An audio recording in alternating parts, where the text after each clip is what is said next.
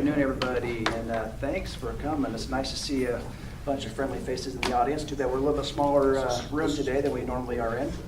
But today is Thursday, January 31st, 2019. It's about 1 o'clock. It's the Nevada Commission for the Reconstruction of the V&T Railway meeting. And with that, before we get started, if you'll stand with me and remove your caps, we'll do a Pledge of Allegiance.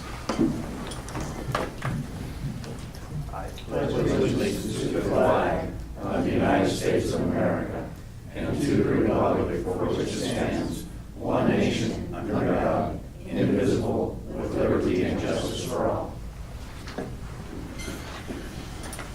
Thank you. With that, Elaine, we'll move on to agenda number 1, roll call. Roll call. Stan Jones. Present. Danny Dodson. Here. Nick Morano. Here. Mike Santos. Here. And Marshall McBride is absent. He is on. Yep, great.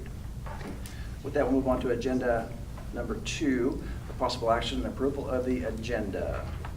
Do we have any changes on the agenda today? No. Okay. Do we have any comment from the commissioners? Anything from the public today on the agenda?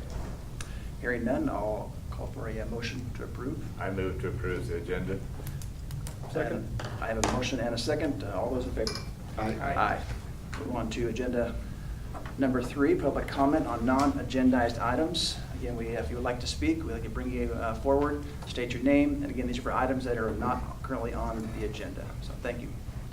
Sir. I'll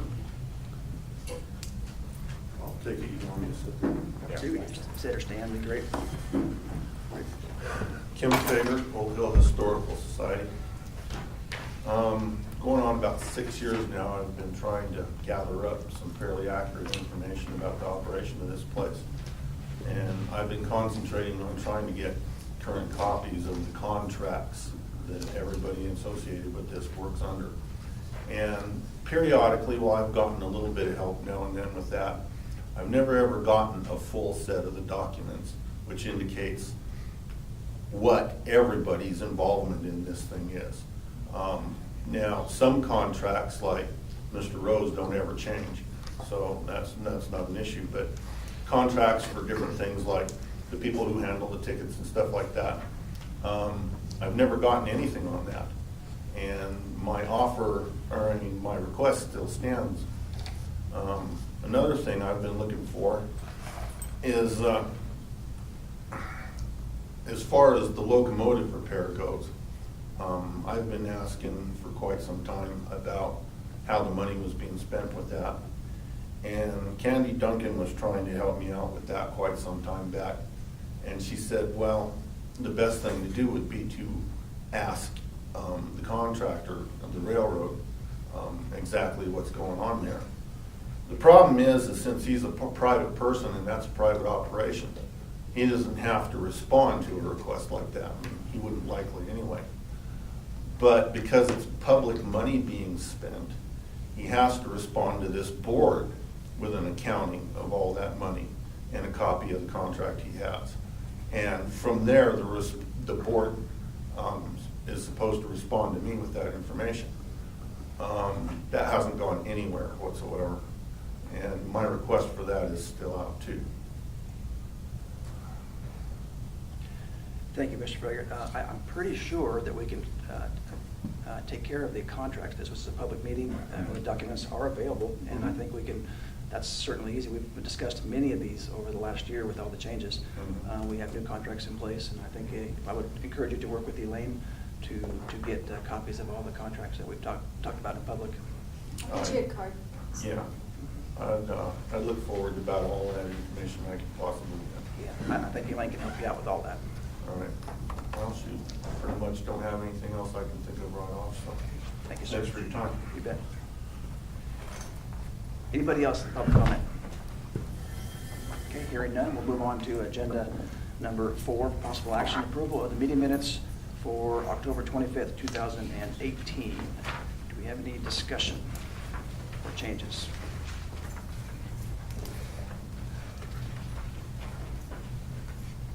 Hearing none, do we have any comment from the public on this item? Hearing none, I entertain a motion to approve the meeting minutes for October 25th, 2018. I'll make a motion that we approve the meeting minutes for October 25th, 2018. I'll second it. I have a motion and a second. All those in favor? Aye. We'll move on to agenda number 5 for discussion only, a financial report. Elaine, I'll hand this over to you, and we also have a guest, Story County Comptroller, Mr. Hugh Gallagher, that's here as well. So with that, I'll let you guys take Okay, the floor. I'm going to go ahead and hand it over to Hugh and let him make his comments, and then I'll make mine. Thank you, Mr. Chairman, members of the commission. Hugh Gallagher, Story County Comptroller. There are no financial statements for the 12 months ended. Although I had greatly anticipated that happening, I will tell you why it's not. Previous years, we've had probably a 30-year infrastructure for accounting. It was called ADS. Those people decided to pretty much retire. And so consequently, we put out to bid an RFP. We accepted the RFP. We have been trying to transition since September of past year. And pretty much anything that could go wrong did go wrong. The transformation of information from one system to the other didn't go as planned. Some of it was very incorrect, so consequently, we're still working on this system to get to the point where we can present financial statements, not only for V&T, but also for Story County. It has been a tireless event that we have spent a lot of time on. We're getting close, but we're not there yet. I can tell you that I'm very comfortable in the fact that the revenues are getting recognized and the expenses are being audited on a biweekly basis when they're paid. The unfortunate part about this is that the V&T commission is what you would call an agency account. We couldn't do it in the old system either, but the requirements of the V&T, which I agree with, to have control of their own bank account, not have it pooled within the Story County system, I agree with. For some reason, our software and our software vendor is having problems with that. We know where it's at. We can pretty much get to it, but it's been a real pain, and I apologize for not having that. We just didn't have a choice. I've got a statement, so I'm going to try and produce to my board next week, and I'm not sure if I can do that either. It's been a real quagmire of stuff that if anything could go wrong, it does go wrong. We have spent a lot of time on payroll application stuff that just didn't come through. It's wrong. We've had to redo that, and it's not data entry. It's the application process itself. We are one of 9 counties that have this same product. We're the third iteration of this, and the first 2 are still having problems with this application. Don't know why, but my apologies. I've got a report for that we compiled as of September 30th, which shows a very healthy report, which generates approximately $621,000 in revenue and about $302,000 in expenses, of which, as at the end of September 30th, 2018, and again, this is unaudited, the ending fund balance was $31,805,932. Now, this does not, obviously, do the Polar Express, but I think Elaine has some of the Polar Express stuff. I am sincerely hoping that I will have statements for you by your next meeting. We are spending a lot of time with this, and again, my apologies on behalf of Story County. And we do spend a lot of time with Hugh, Tiffany and I. Tiffany is helping out with our accounting, and he's been very accommodating with our needs. If we need a report, if we need to pull vouchers, and so it's working well together. We don't have any problems. We understand that they have their challenges with the new system. But in order for us to start working on a new budget, I asked that we, Tiffany, start pulling apart our vouchers and our deposits, so we can have a really, or we can have as close as possible to what maybe will eventually come from Tyler, a history on our expenses, so we can start our budgets, and history on our revenues, which also will be included in our budget. So at this point in time, fiscal year 2019, this is by no means the final figure. This is a rough draft. We're looking at 988,000 in revenue for the fiscal year 2019, and expenditures of 687,000 with a net of 301,000. So that does not include, for example, when I'm talking to you all about finances, we're looking at a fiscal year. Well, our train operations begin in late May or mid-May and June. So part of our fiscal year is kind of pushed into the previous fiscal year.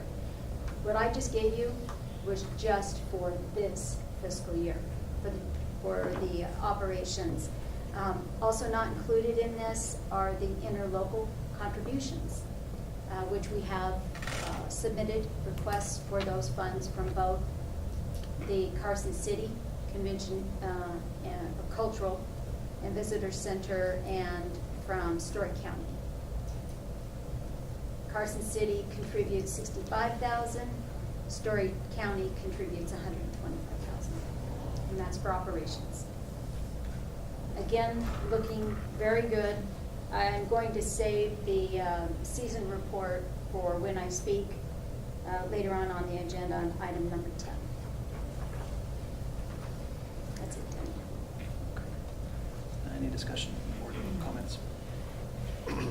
No comments, just one quick question, Hugh. Anything from the numbers, it didn't sound that way, but anything from the numbers from what you've seen that we should be either worried about or aware of?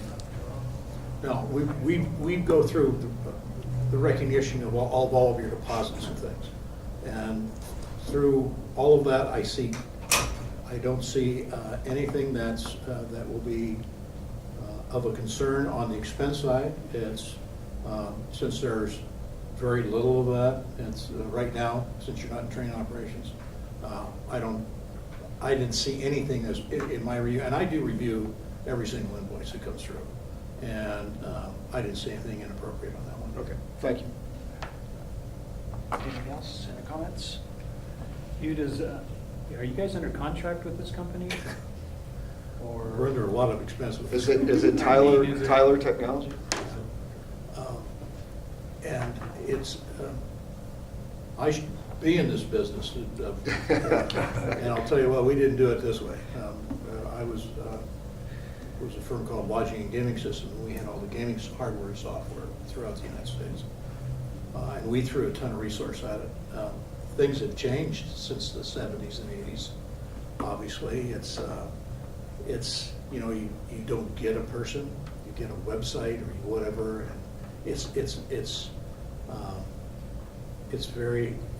it's hard for us, and we don't have a huge staff. I mean, we can't throw a lot of resource at it, but it will get better and we've paid a lot of money for this, obviously, and it's getting to the people to say, look, there needs to be.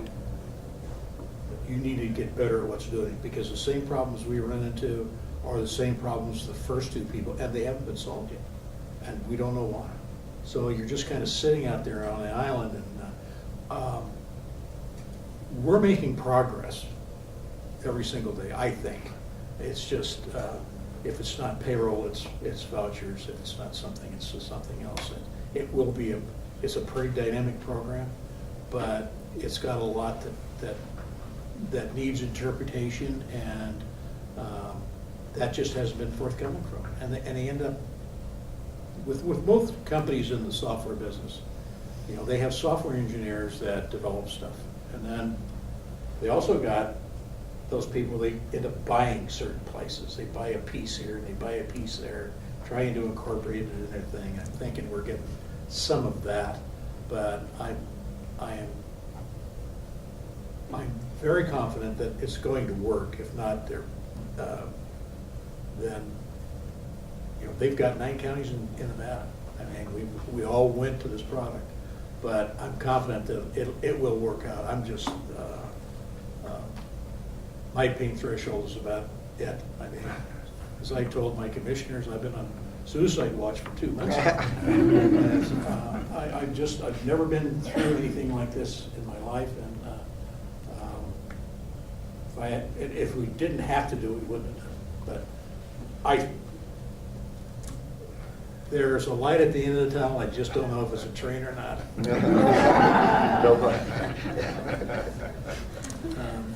But we're every day is working. So yeah, I'll keep you updated. And I'll keep you guys updated if you want to, because this should not happen. So Thanks. Thank you. I have one other question, possibly for the both of you. About a year ago, we were close to about 140, 150,000 in the hole, just paying bills at this time, hiring a new general manager, squaring up with the franchise agreement, and basically had no money for marketing. So really, if we budgeted somewhat correctly, we should have somewhat of a fund at this time of year rolling over to carry us through that June 1st. So we should be somewhat on track to cover some of that stuff, to have some money to do the things we didn't or weren't able to do last year. right, and I think the budget process this year is going to be very, very defined. So I think that's a real plus. Okay. Good. Any questions from the public on this item? Hearing none, then we'll go ahead and move on to agenda number 6. Possible action, approval of requests for additional V&T funds for the depot and grounds improvements from Carson City Convention and Visitors Authority and Story County. Elaine. Okay, so I'm going to have Stan and Ken and even David in the back here. Peterson, he will to speak on this particular item. We've been looking at the maintenance needs for the depot for some time. Last year, we did quite a bit. Probably the biggest project was our new holding tank. And it did work beautifully this year. We didn't have any incidences during the Polar Express, and we could have, because those were large groups, and I saw the lines at the bathroom, and they were impressive. Lots of hot chocolate. He would have not made it. It was, in years past, they had to have the pump tank out, the pumper tank truck out there. This year, it was nice. It was nice to have the new tank. The improvements that we were able to do were Band-Aids, basically. You know, we did what needed to be done. But now, looking at the facility, it's time to actually do more. And while we're pre-season, and this is a big year for us, especially with it being the 150th of the Virginia and Truckee Railroad, and the way that we want to start marketing and the possibility of having the 18 come back on track, we could be looking at large numbers of people. And so we started the list of our wish list, or things that required immediate attention. And we ended up having the opportunity to go to Carson City and speak with David and Joel and the Cultural and Visitors Commission or Authority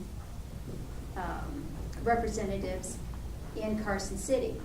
So we did a little presentation and showed them what it was that we needed. I actually went and took photos of the parking lot to show how, what type of condition, and worn out is being nice when it relates to the parking lot. And we have parking challenges, especially during Polar Express. We have an overflow area that we were parking people on sagebrush this year. It was that busy during the Polar Express season. We striped the old asphalt. It didn't last, but it saw us through Polar Express, and that was necessary. So as far as the exterior improvements, between the tracks and the depot, there's a very dangerous area. that is going to need to have fill. And there is, we go from pavement to concrete, or I'm sorry, pavement to asphalt in certain areas, and there's a lot of trip hazard. And we've witnessed our passengers tripping, so that is definitely an issue. We also have a challenge, and that's the size of our depot. And without adding another structure or taking down a wall and allowing everybody to just merge as one into the depot, which was originally one of the ideas, is just to take down the wall that is between the loading area and the area where we entertain or house our passengers until it's time to load. It was a great idea until I witnessed Polar Express and saw we have passengers coming back, we're bringing in people that have just ridden in one door and sending out our new riders out another. And we've got to keep those two populations separated. It's loud, and plus there's a show going on one side, and hopefully there's shopping going on the other side. So this year, I actually saw it firsthand and thought the wall cannot come down. If anything, the area that we have multiple use would be where we have storage or where we have the Polar Express photo and area. So that, and then also with 210 people versus 140, which is hopefully what we're going to see our passenger rate tick up to. We can't put them, even in the summer, into the little area that we have for entertaining and housing our passengers and keeping them out of the sun and the heat. So we have an area on the side of our building that would be perfect for a train viewing station and a metal shade. So we brought these ideas to Carson City, and the estimate that Ken came up with was about $90,000. And these are estimates. We're going right now, we're quickly working on getting closer to actuals, and I'll let Ken speak about that. But we've been invited to do a presentation in front of Carson City Cultural and Visitors Authority on February 11th.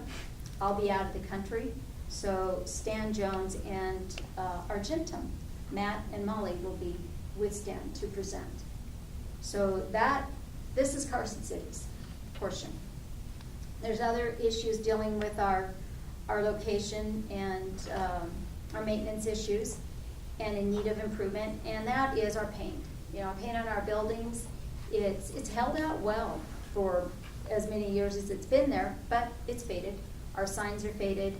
Our buildings do not match, and so we're not going to truly have a historical building per se, but we can at least paint it to look historical with the V&T yellow with the brown trim, and then to also match the bathrooms to the ticket office. Nothing grows over there. We tried this summer to plant some landscaping. It all died, and the sun has its way out there. And so we came, we were invited to entertain the idea of colored rock, because that's what grows out there. And then I just spoke to you about the building, and the idea was to go ahead and keep a multi-purpose area, especially if we're going to put a little museum in there, is a folding wall, an accordion wall, instead of the wall between the multi-use area and the staging area. We'll just have an accordion wall there, like you see in the convention centers that snap together. And that gives us quite a bit of space. And then also we have a loading dock, it's a great loading area, but it is exposed. It does not have a door on it. It's in the back side where we load for our passengers, and we put them in their little stalls to go to the various trains. That does not close up.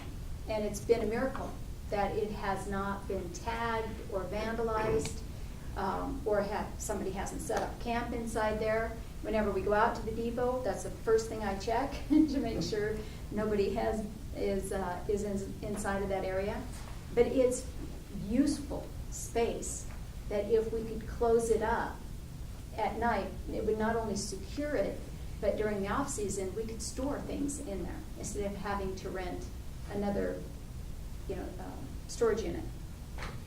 And so they're not huge, but they are, they're items that would make it much more, it'd make it safer, it'd make it more aesthetically pleasing, and it would make it more comfortable for our passengers. So none of this, we're basically using what we have. We're just making it, trying to improve it, including the glass counters that we're going to salvage. We're going to fix those up to use those for multiple uses. And then, of course, the safe that was donated to the commission, we need to pay to have that moved by a moving company. We were told it's big, it's heavy, and it's going to take a little money to get it moved inside of the depot. I saw this as an opportunity to match what Carson City was doing for the improvements of this. It's pretty much a mutual benefit or asset, not just Story County, but to also Carson City, because that's where the passengers begin their journey. And I will be attending the meeting on February 19th to ask for a match or $90,000 of the funds that are being set aside for the BNT, so that we can start this season with a much more pleasing and appealing facility. And Stan, do you have anything? Well, we met with Marshall McBride this last week, kind of give him an update, briefing on what Elaine was going to ask him, and so there'd be no surprises. When you talk about that building, that Eastgate building, it's ridiculous to have people standing in an open building for waiting to ride the train. I think one thing we forgot to mention, we're probably going to have to extend the heating. That's something else that has to be addressed. Oh, that's good. Thank you. Yeah, I've been working with Elaine to basically prepare a bid package for most of the items, and possibly all the items under the first list that Elaine's prepared. What we did last year, again, we threw together a quick little striping plan based on my guessing where the edges of the pavement were. So we've actually got a surveyor, which was Manhart, because they've done all the surveying. They went up and just completed that survey to tie everything that's all the existing paving area down. And the problem with the paving, it's not really paving that's up there.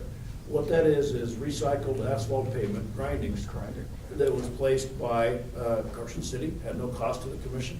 Thank you, Curtis. Way back in the day, that was 10 years ago. And it's held up very well, considering it's not the same type of a hot mix pavement that you'd put on a new parking lot or a new street. And so what we're looking at doing now is basically just putting in yet another iteration of the grindings, and typically you have to compact those, add a lot of water, and then you put an oil seal over the top of them. And that's what we're looking. That's the biggest item that's included with these plans we're putting together now. There's also, again, there's a little stumbling hazard. We'll do some patching between the depot and the tracks on between the metal building and the tracks, and right where near where the holding tank was put in last year, there's a transition between concrete pavement and asphalt pavement, and it's a little bit of a tripping hazard. So the thinking was we'd replace that relatively small area of asphalt pavement with concrete. Also included with that is we're looking at, again, this is all going to depend on how prices come out, of course, but we're looking at where the red metal building currently sits on the opposite side of the tracks at the crossing, about midway through the parking area, is effectively trying to grade that area out and remove some of that material, take the material down, put it down for the Eastgate expansion, which still won't go to waste, and probably putting some type of an aggregate surface, maybe more grindings on that area for effectively an overflow parking area. After the paving's done, then we would go ahead and restripe it. And we've been talking about, okay, that plan worked great last year, but now we're gonna change it because it didn't work so well in some spots. So we're gonna play around with a different striping plan. Hopefully, the striping in this case will last more than one season. Again, it's half gone. It's because of the raveled, deteriorated condition of that existing paved area. Also, we hope to include, and again, this depends on budget, I've made some, doing some inquiries, and I've got one firm that provided one of the shade structures for Carson City Parks and Recreation. Actually, it's the shade structure just to the west of Lloyd's Bridge at Silver Saddle Ranch. Not that same size, but that same firm, and they're putting together some estimates for a couple different size structures for us. I was hoping to have those today, but Thursday probably meant Thursday night. So it would be a year-round shade structure that would stay up, Ken? Well, that was the ideal situation. You know, I even thought about throwing out, why don't we put up some of those shade, those sails. Sail type, yeah. The problem with that is that wind whips around there so bad that I don't know how practical that would be. Yeah, I don't know how many seasons you'd get out of those anyway. Yeah. Right? Kind of a robust structure would probably. Right. Best, And yeah. that's the thing is, you know, let's put that together, and hopefully we can put this all together and, you know, debating rather than arguing about, is it between $50,000 to $100,000, and we don't necessarily formally bid it up. Mike and I haven't had direct discussions, but I think we're on the same page. We're just gonna bid it and then see what comes up. The bottom line is, we're not gonna get anywhere near $250,000, so it won't exceed the state prevailing wage requirement for public projects. But just by bidding it, there's no question that we went through a formal process to hire a contractor. And perchance we'll probably look at, I need to get a little further into it, but possibly put that metal building in as an additive, depending if funds are available. So one of the things on, I don't know that we need formal authority to go to bid on the project, because I think, however, we're gonna have to have an approval from the board at some point to award the contract to be in conformance with the law. And he can tell me if I'm wrong on that, but I think you're gonna need to award the contract. And so, That was my- once we open bids, we can bring that back, and the board can formally award the contract or not, as the case may be. And that was my question too, was in this process, so we're all on the same page, is today, after we discuss, we could possibly approve, giving the information, putting out the bid to bring it back for a formal approval Yes. next month. Right. Yes. Right. And we'll go through the formal advertising process. I think we need to, Right. just to comply with the law, we need to advertise at least twice in our record paper, which is the appeal. And then, of course, we'll also be contracting contractors. Most of this work is not brain surgery stuff. It's pretty simple. So hopefully we'll get some smaller contractors. Bidding climate, real rough right now. You're paying double in a lot of cases for stuff that we paid a couple years, for what we paid a couple years ago. So we'll just have to see how that comes out.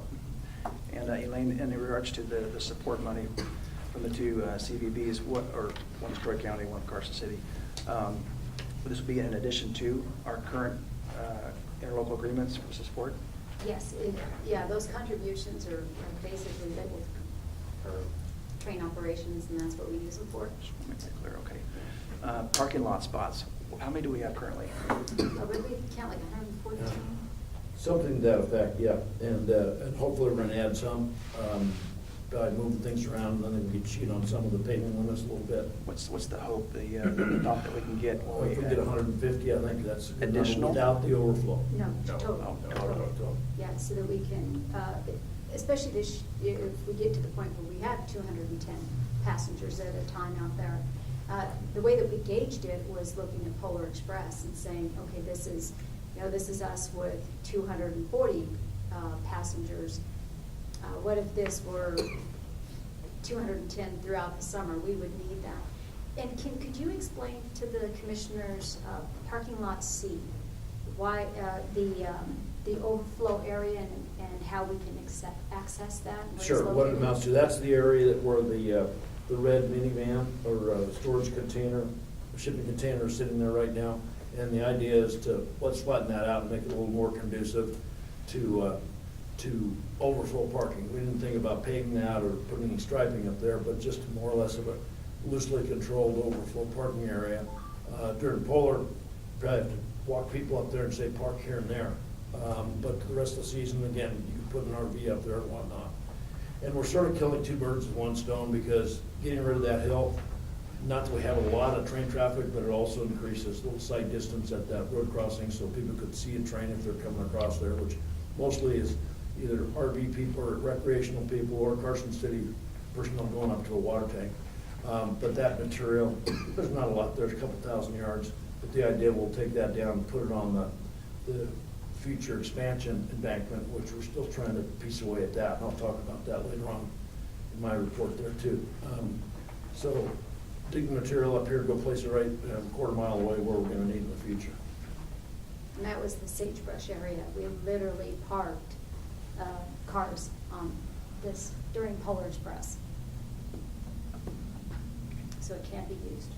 And the problem with that area now is that there's a little bit of aggregate up there and gravel, if you will, but there's a lot of mud too. And so it's not a good spot to be if it's wet at all. Comments, questions? I got a question for you, Ken. Yes, sir. On that shade structure that you're proposing, that we're proposing, it says it's a metal shade structure. Have you guys looked into like a pergola type shade structure that, or something that maybe fits into the western theme or the railroad theme, something that instead of just having another metal building out there, maybe? Again, basically it's 4 columns and essentially a galvanized metal roof is what it amounts to. The one we were looking at sort of does have a little bit of a western flair to it. It does. The one we really liked was the one that sits at Silver Saddle Park, and it's got I think they call it a 2-tier gabled roof, where they've got the one roof and then they've got another one on top of it. I don't think the size we're looking at is gonna work, because that's too small.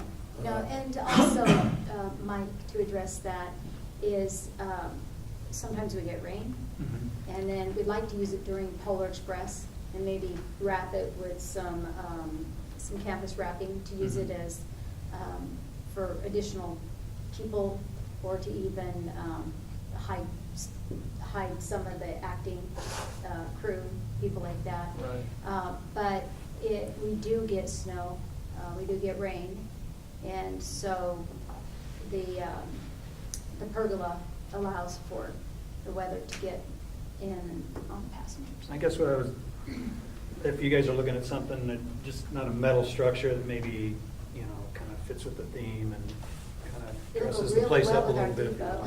It's got a metal roof too. Yeah. You gotta make it. I will say one thing, again, I don't know the cost of this structure at this point. I suspect though that all those items, including the metal building, are probably gonna be more than $90,000. Oh, Again, yeah. I also suspect that the second list is gonna be quite a bit less than $90,000. So, I don't know the answer to that. How big is the structure we're looking at that? We're looking at, we thought 10 by 20, but that might be a little bit too small, roughly 20 by 20, I think. And then we gotta tweak the side a little bit there, because we gotta do some grading for it to work, so that's something I'm starting to look at right now. Elaine, I had a question for you.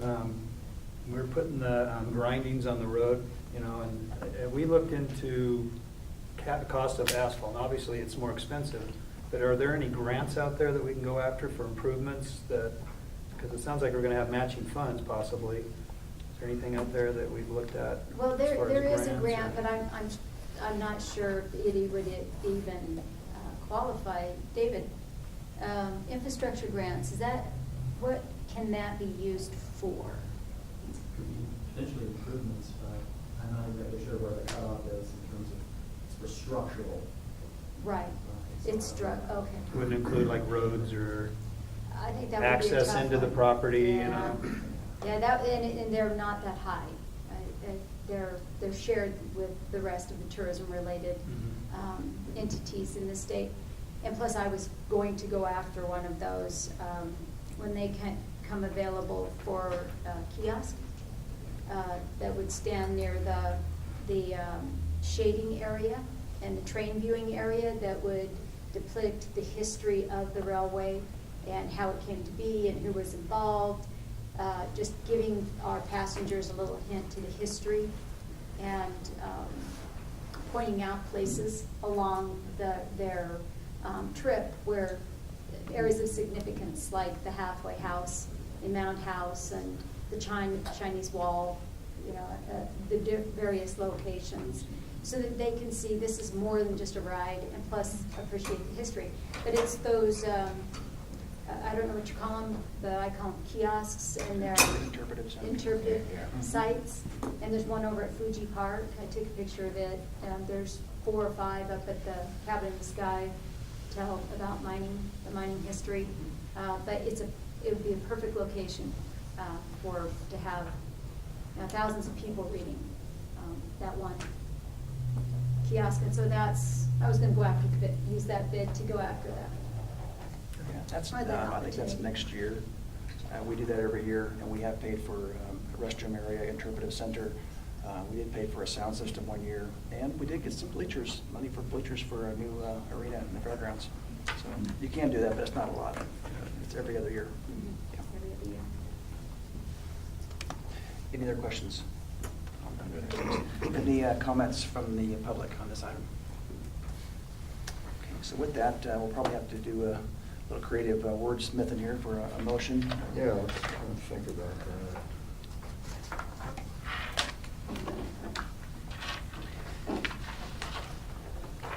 So you want me to take a stab at You it? can take a stab at it. Okay. I think that'd be great.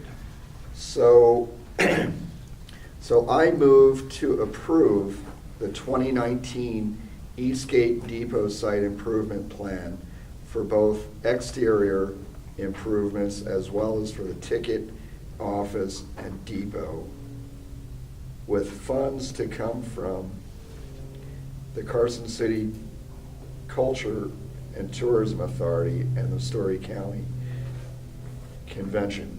Commissioners. Or, Story County. and the Story County Commission. Yeah. That sound about right?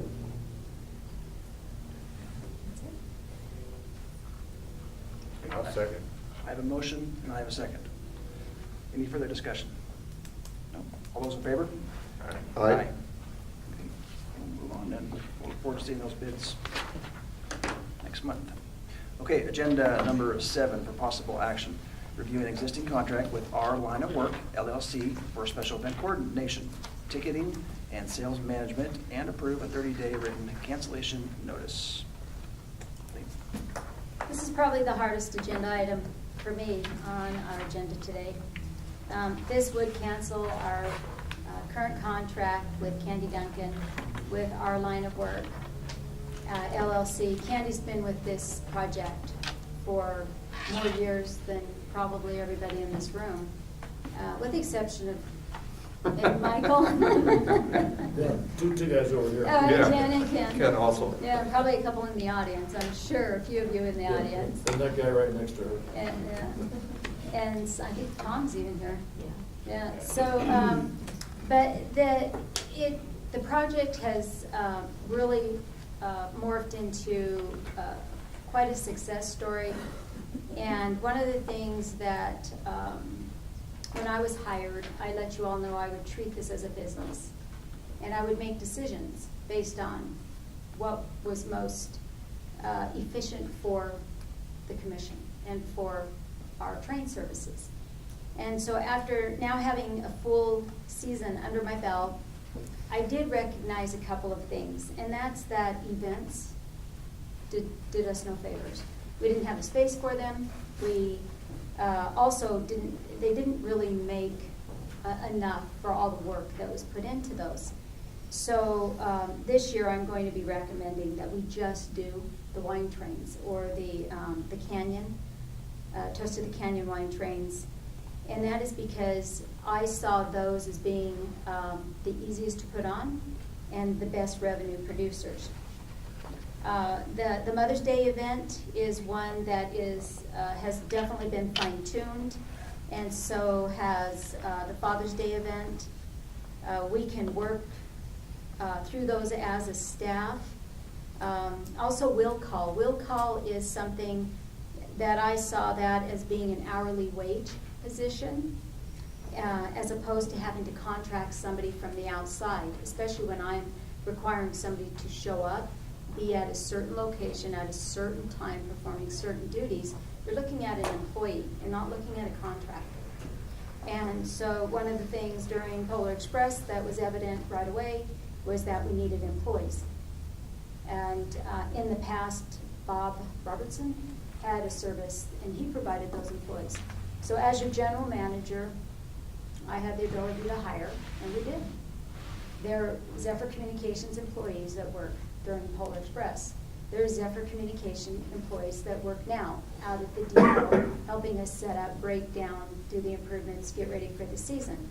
So we've gone from using contractors to using employees is this thought for next year, and that's going to truly save the commission a lot of money.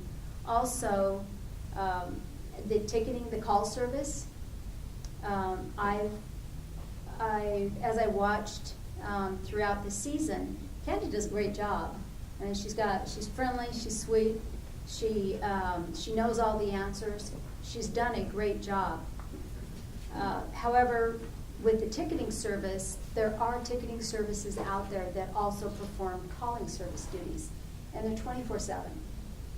And the phone is being picked up all hours of the day and night, and questions being answered. But there's ticketing services, quite a few of them come with a calling service option.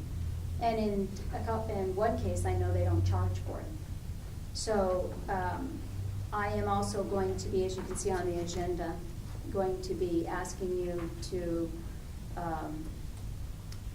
not fund next year, to not fund our existing agreement with activity tickets. And it all comes back to, this is what I see as your general manager is the most cost-effective and logical way for us to operate as an organization. Any questions? Question from the board? Comments? Go ahead. No, I just have one comment. I mean, you brought up Bob Robinson, and I think if you look at the people who actually, over the years, their work, their passion that has gone into getting us all to where we're currently here, I just want to say thank you to you, Candy, for your work and for your passion. There's not anyone in this room that won't not be here at some time. We all hopefully will move on to greener pastures, and when we do, I hope we can look back and reflect on our careers as positively as what I've seen Candy do with hers. Candy, outstanding for the region, not just the train, for Carson City, Virginia City, the entire region. I thank you for a job well done. Thank you. And so Candy, could you come up here, and we've got something for you. And I've gotten to know and love Candy throughout this past season, and we've worked together quite closely, and Candy adds a different flair, even to will call. When passengers show up, she's got a full wardrobe of the period costumes, and she adds sunshine to the full experience. And don't expect me to wear those dresses. So, Candy, got a couple of things here for you, but first, let's give you this. So, Candy, this is a plaque for you, for your wall, and this is a special recognition award. The last plaques that we've given out, they were not special recognition awards. This is definitely special because of everything that you've done for this organization. And I will call on you if I need your expertise and contract with you to bring you in and have you help us and assist us. And so, Candy, the Nevada Commission for the Reconstruction of the B&T Railway recognizes you and your many years of service and your contributions to the success of the B&T Railway. Thank you.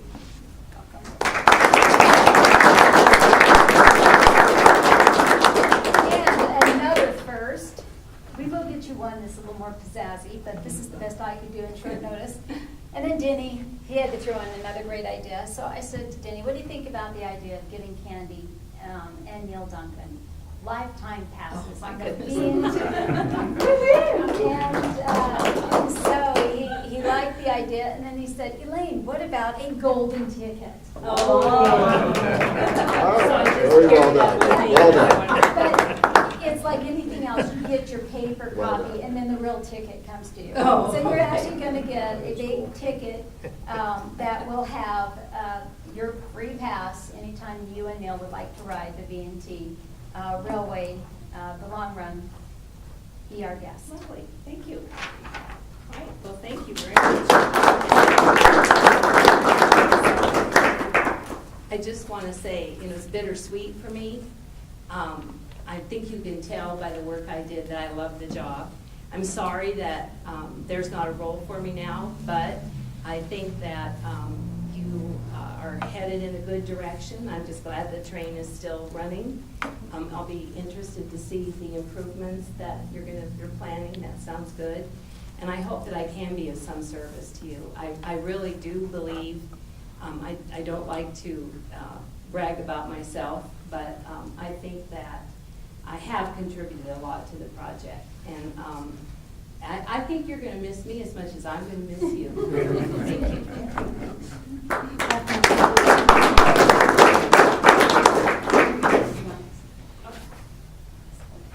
Okay, thank you, ladies. With that, board, I think we'll still need a motion.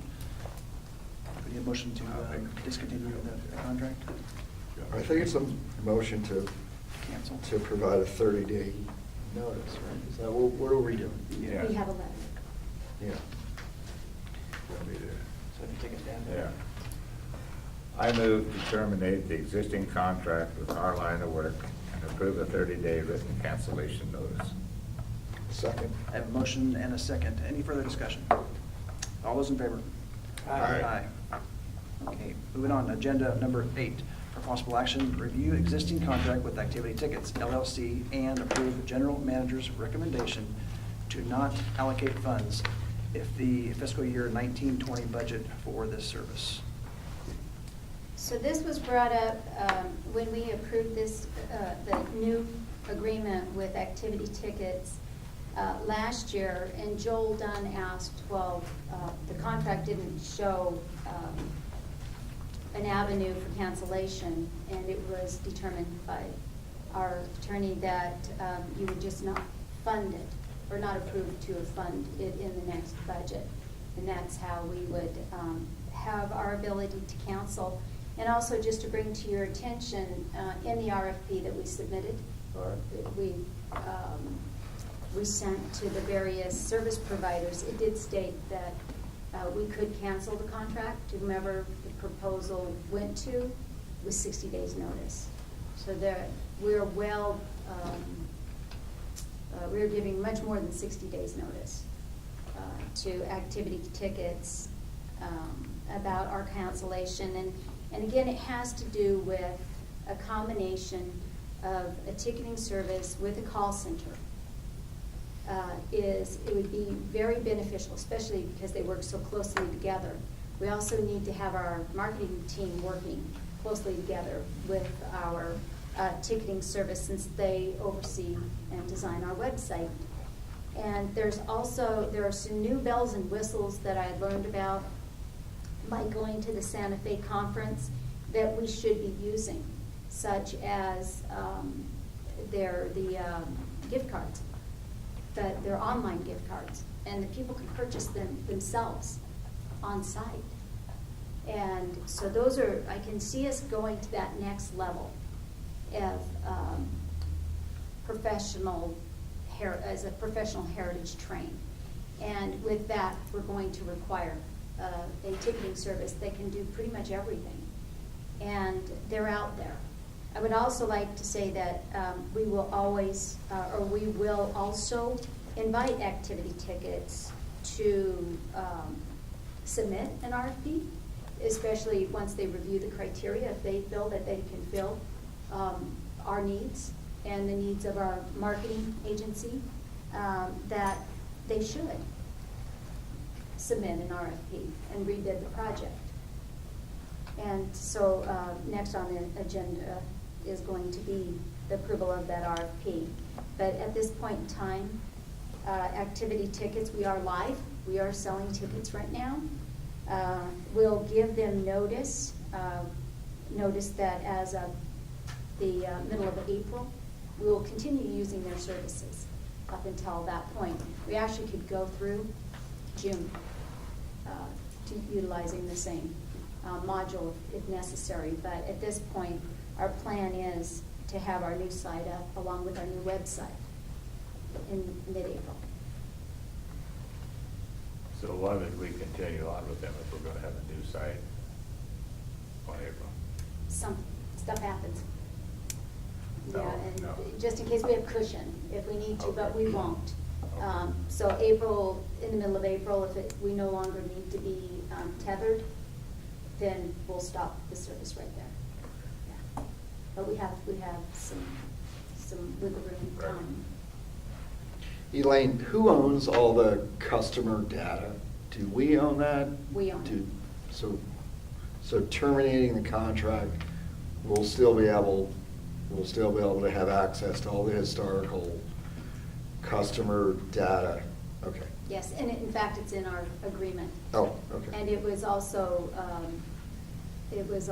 brought up during our board meeting. And then also our marketing company has access to the current data, right? Okay. Any discussion from the board? Anything else, questions? Any comments or discussion from the public? With that, I would entertain a motion. Make the motion. I make a motion to review existing contract with with Activity Tickets LLC, and approve general manager's recommendation to not allocate the funds in the fiscal year 2019-2020 budget for this service. I'll second. I have a motion, I have a second. Any further discussion? All those in favor? Aye. Moving along, with agenda number 9 for possible action. Approve a request for a proposal, RFP, and related timeline for a new ticketing service agreement that includes a call center and other essential criteria. To you, Elaine. So I think if I could just draw your attention to RFP requirements. I'm sorry, I don't have these pages numbered, but it's item number 7, RFP requirements. It's on the same page even as our anticipated schedule, so we'll be able to discuss those as well on the same location, at the same location on the same page. So the requirements this year, there were some add-ons, and you will see that the respondent should submit any information which documents successful, reliable experience and past performance similar to those of the requirements of this proposal. The service must be designed to meet both ticketing and accounting needs. The service must perform call center services to assist customers with purchases and to answer questions. Respondents should submit any information that relates to their online services and their ability to serve as a ticketing module specifically for entertainment train rides, including an explanation of its user friendliness for both the customers and the B&T Railway staff. The module must easily process date changes, refunds, and add-on tickets. The module must have the ability to offer customers digital gift cards. The module must include the ability to produce manifests for each train. The service must provide the customer with a confirmation email that is sent to both the customer and the B&T Railway staff. The service must be able to send follow-up emails to passengers, including short surveys that are archived and saved to evaluate riders' experience and marketing ROI, or return on investment. The service must allow 24/7 administrative access to the full module. Respondents should be familiar with Rail Events Incorporated, the Polar Express ride, including their reporting requirements and demonstrate a system to collect and store detailed accounting data. Respondents must have the ability to collect customer data. Must have the ability to track ticket purchases via Google Tag Management placement. Must be able to process credit cards from foreign countries. Must follow accepted security requirements to protect customers' credit card numbers and ID. Module must work on mobile devices such as cell phones and tablets. Must have an easy method for V&T railway staff to look up previous orders. The service should be able to rescan the ticket pages to look like VTC's newly planned website, including the main navigation, header, fonts, and footer. Must have dedicated links to each type of ticket with which VTC's marketing team can link. Service site must have the ability to have a widget attached to it where VTC's marketing team can pass variables to the booking engine. Respondents are expected to train the V&T railway staff on their system and be able to answer questions and offer assistance after hours. So that there are new requirements this year, and not all ticketing services will meet this criteria. Okay. But they're out there. So, Mr. Gallagher, I guess it would be safe to assume that the Tyler would be one we would consider for this particular.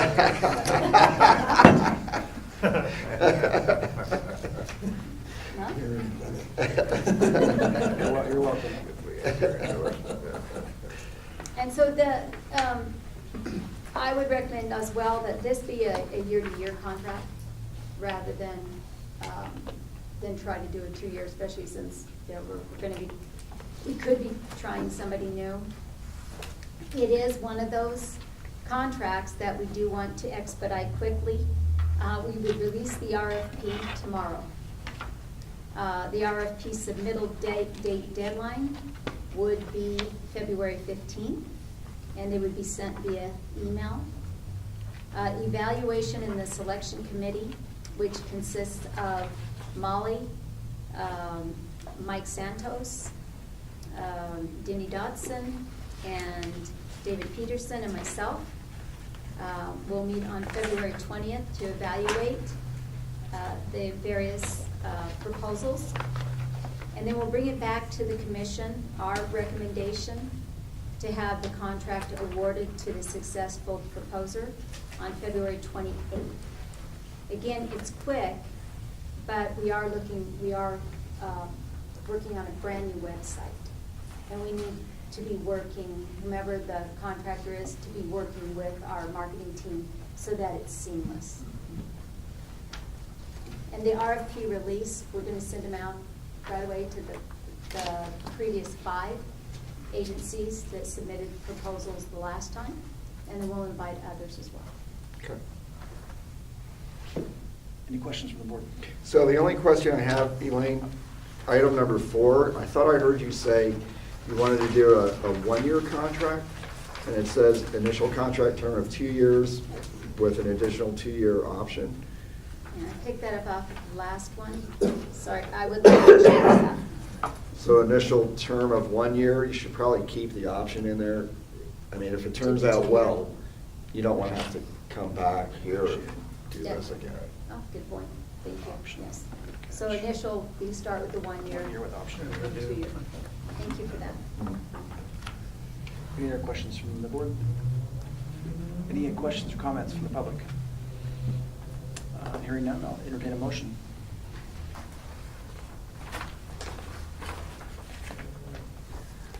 Yeah.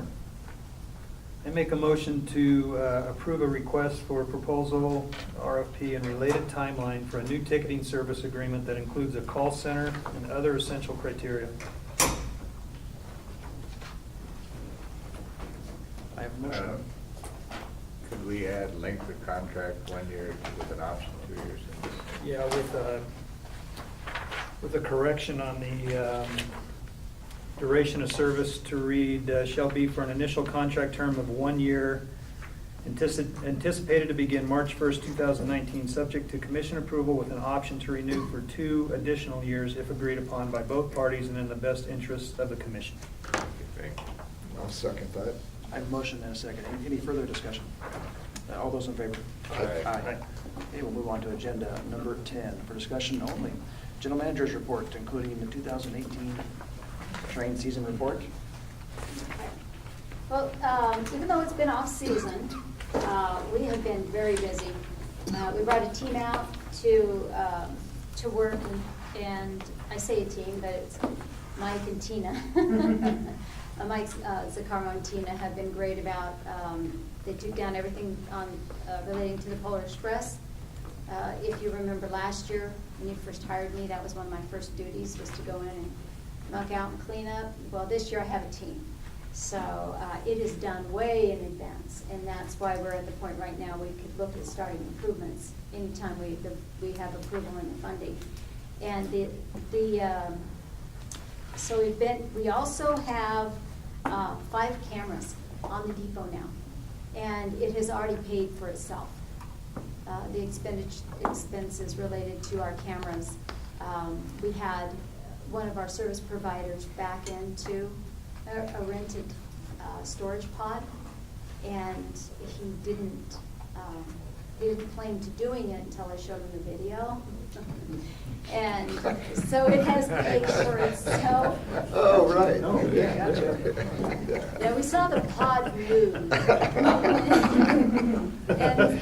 and so they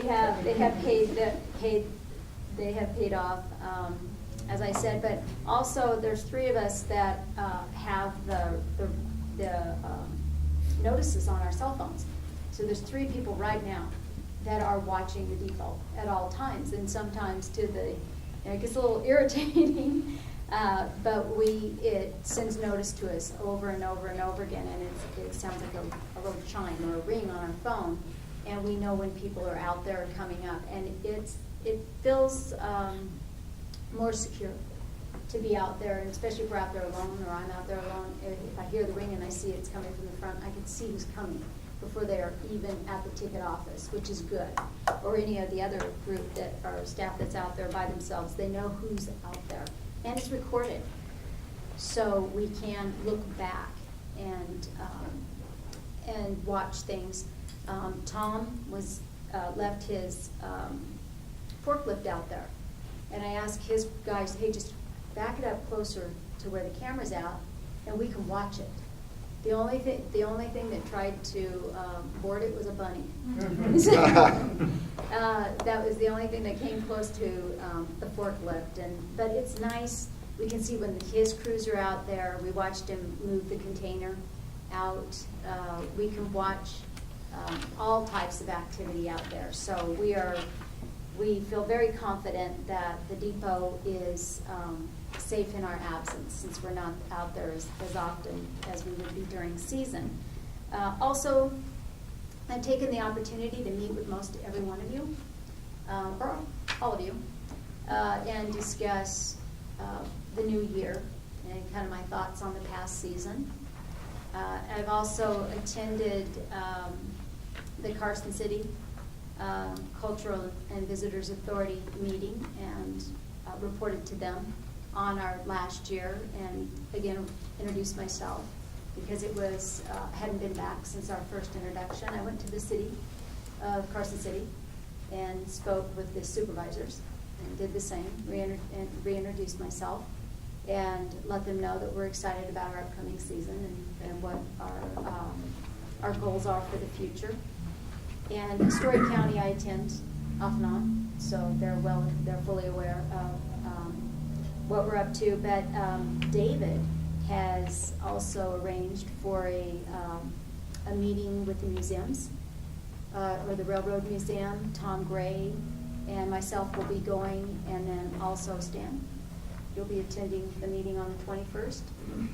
So the relationship building has started, and but we knew we had to have the time for it, and that's been our main focus.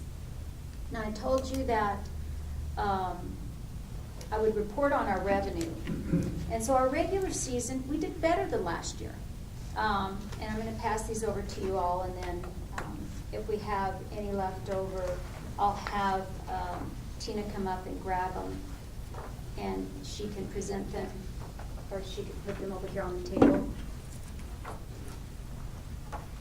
So these are pie charts because they're easy to look at.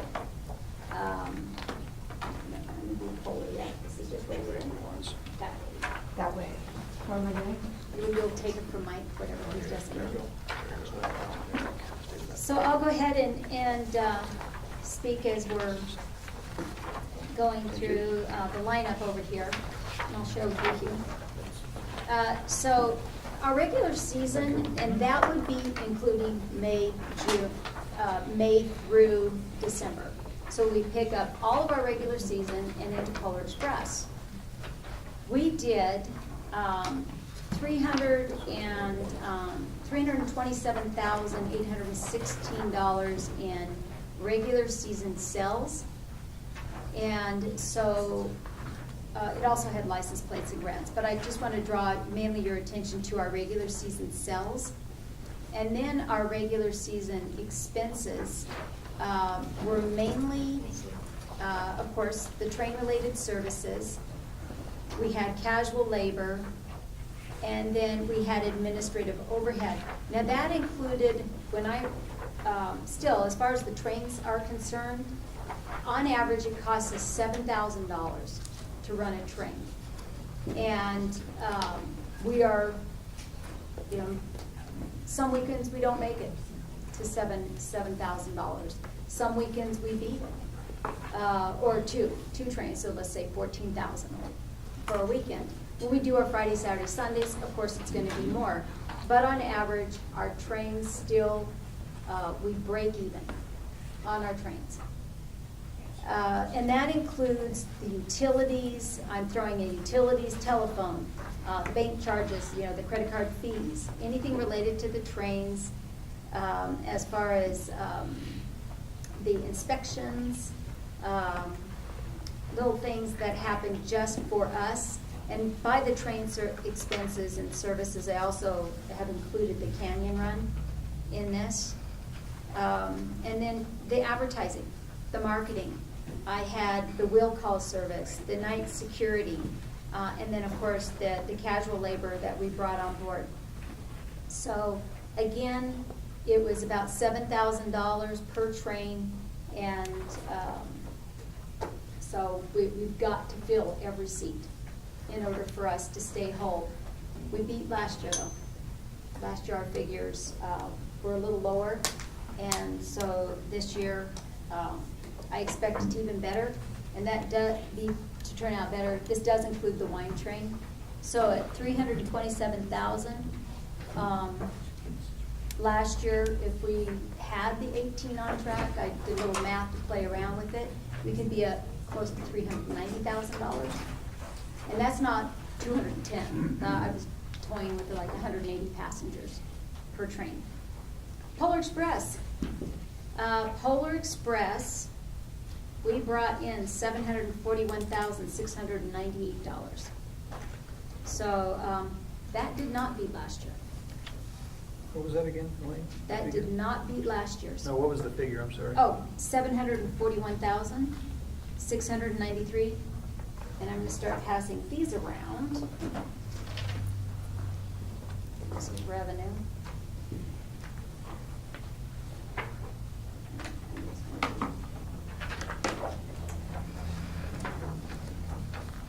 And the reason I'm putting this out there is because I would like you guys to see as far as how the season, how it turns out season to season. There's another one. Revenue, again, the $741,698.3. Photography, our commission is 15%, and we received $8,978. Merchandise sales. Yeah, it's hard to read. I'll give you guys actually the numbers. So, but merchandise sales, we doubled this year what we sold in the past. It had a lot to do with some great merchandising, and I've got to give Tina credit for her merchandising skills. We rotated the product and reset up in between trains so it didn't look sparse when we were running out of things. And that was very efficient. We had 2 cash registers. And you'll hear when I do the Polar Express report and how we fared, that they were impressed with it as with our retail store as well. So those are the 3 areas where the Polar Express makes money. For the train rides, the photography, and the merchandise. Overall, we did very well this season, and I would say our retail picked up the slack for not having as many riders on the Polar Express this year. The cost of goods, I don't see it. Oh. 25.5. 25.5 on the Polar. 25.5. Okay, so cost of goods sold, that is what was purchased. For the merchandise, we still have an inventory left over, so that is not included in this cost of goods sold. It's just what we sold, what it cost us, and then our net would be, we would subtract the $45,477. Still, you got about a 45% margin. I mean, That's pretty good, right there. Yeah. And we had a budget to go by this year, and I think we stayed really close to it. No, in fact, I know we did.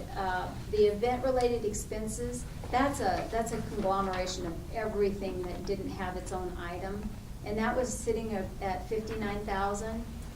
Train-related, that would be to lease the train.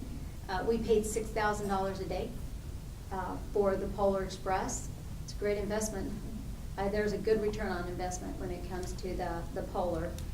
Staffing, that would be the staffing that I hired and brought in to help us throughout the season. And then the utilities, yes, we give it all to Polar Express. It's not cheap. We used a lot of propane, and so it's at $6,401. Rental equipment, that's those are the foot space units that we purchase, and we also rent our cords and things from the city, from Carson City. North Pole expenses, Tom gave us a great deal. It was $30,000, and that included his guys to put it up and tear it down. Right, Tom? Staff it, Okay. I didn't know if I should expect another bill. yeah. You have to tear it down. Oh, okay. January, whatever that is. Oh, okay. Definitely. Production expenses, $35,000. And then royalties, we're sitting at $168,776. Get a little bit more in royalties this year. Revenue expenses, the Polar Express did as well. And we give it credit for the over $300,000 that we're sitting at right now in that. What were the expenses versus a year ago on Polar Express? You say revenue was down a little bit, but expenses, where's the number for that? We'd be down, I think, aren't we? We're down, and where I saw us down, even overall, comparing us to last year, is definitely, you guys did a really good job with the professional services and the contracting. We've saved a lot there, we truly have. We saved money this year, honestly, that holding tank. You know, it saved us some money this year by not having to have them come out as often. Everything else is pretty much, I gave people budgets and they stuck to them. We spent the full amount for the decorations that you allotted. A lot of these things that we are not going to have the same expenses next year that we had this year. We got rid of all our decor and bought all brand new decor according to our evaluation by Polar Express. We picked up the aesthetics. We redecorated. We did quite a bit this year. Even built for the Prologue Act. where the boy is getting on the train and the conductor's calling to him, we built a stage. And we had the backdrop of one of Tom's passenger cars, and we dressed it up using graphics and made it look like it was outside and in a winter scene. They loved that we went to that expense, and then also it's something that we can keep years and years from now. So you won't see a lot of these expenses. We bought a sound system. You all knew about that we bought an $11,000 sound system this year. And we have heard back comments, which brings us to the next point, unless you guys have questions about the finances. And we will have more of an Excel spreadsheet for you in the coming weeks once we've tied in with the county. But you'll see a lot of this come out in our budget, what was spent year-to-date, what the proposed budget is, and why. So I'm going to have everything side by side. So comments, anything on the finances? Just a real quick comment. I just pulled back my binder here with our crystal ball that we had when we did budget last year. We budgeted on Polar Express a revenue of $777,000. It came at $741,000. And then on expenses, we budgeted $536,000. Looks to me roughly about $504,000. So. And that was a swag. And that was a swag, Yeah, big time. That was a swag last year, yeah. So- Not too bad though. That's pretty close. Good job. Good Thank job. you, and thanks to the team. We met before we started the Polar Express. We met and went through all of our issues from last year, the previous year, and found solutions. We've still got some work to do, but again, I've got to say, this team this year, it was incredible. Candy and I were even talking about how it was sad it was over. You kind of miss going out there and freezing every night. But we literally put on 74 events in 6 weeks. If you count each train as an event, because you start and begin with this brand new group of people to entertain, and everybody did so well. And Tom's team too. It was a group effort, and I have heard great feedback from our riders. And we've already got ideas for next year. But if you want to hear what Rail Events had to say, we just handed out our report card, I might call it. And overall, I think that we hit every expectation. There were, there was just one run where maybe the hot chocolate wasn't hot enough. But I can say, being there every night, we tested the hot chocolate, and at least 80% of the time it was as hot as it was supposed to be, and then some. We also, if you see the portion here where it talks about the know-it-all boy, or Smokey and Steamer and Sarah and the mother, those were not required this year. So even though we didn't get check marks next to those, they weren't required. But we did have some phenomenal hobos. We had some true talent on board. Our conductors were great, and each train was treated as its own, or each passenger car had its own set of cast.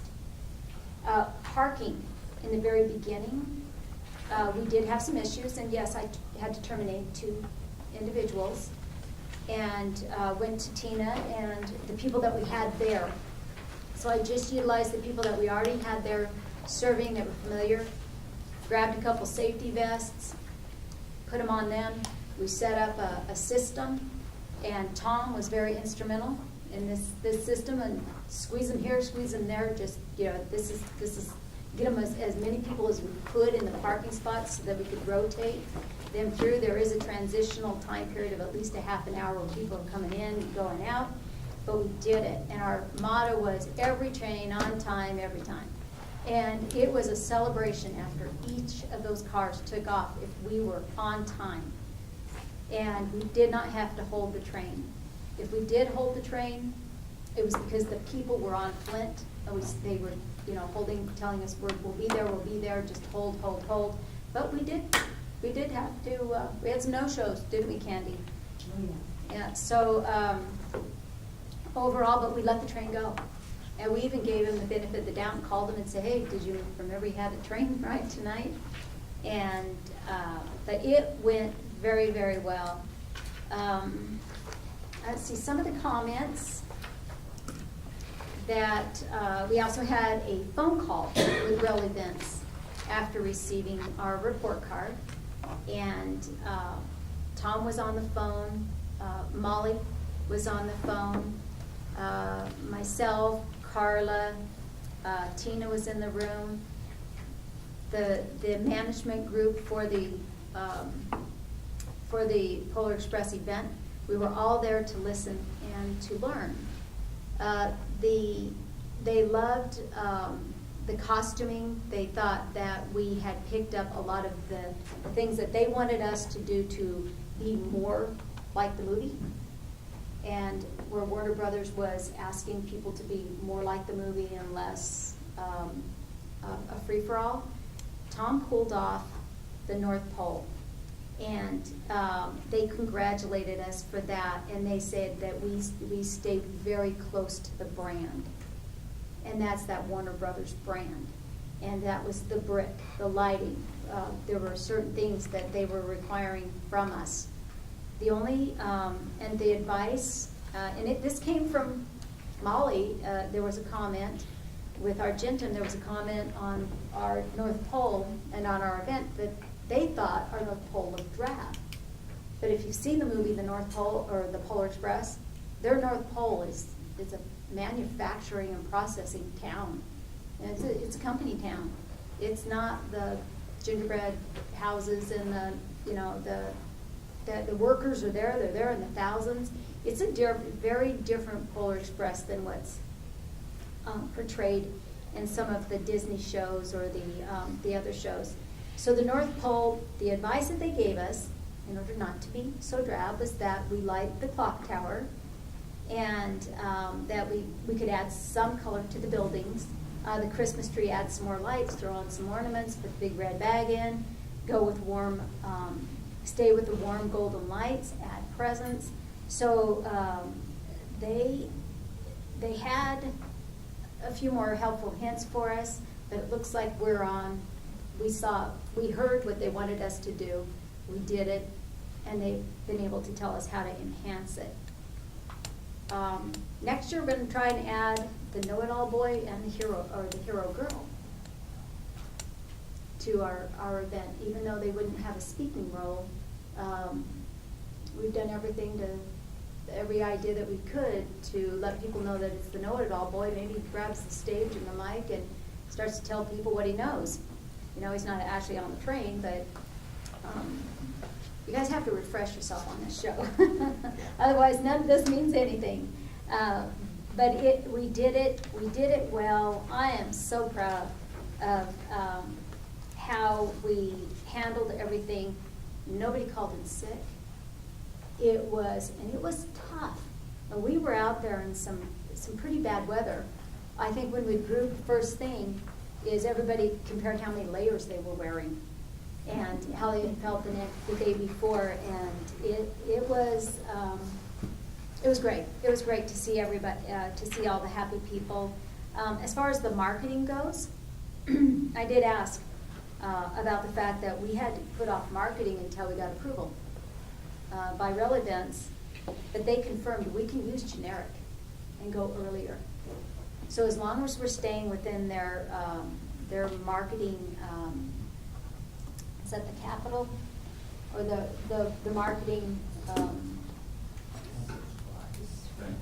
So as long as we're staying within their guidelines, we Yes. can put things out and submit for approval after, because we're such an exemplary. And we're an experienced entity with Rail Events. So we can start earlier, which is going to help us sell the trains earlier. Because as you've heard me say in the past, if we don't sell the tickets and the event, the event's right at our heels, we have no way of making those up. No way to make up the ridership. The inventory is the inventory. And that was tough. towards the end of the event, I was trying to be as creative as we could to try to make sure we were filling the trains. We did towards the end. That's when people came out. But overall, I would have, the earlier trains need to be filled, every seat.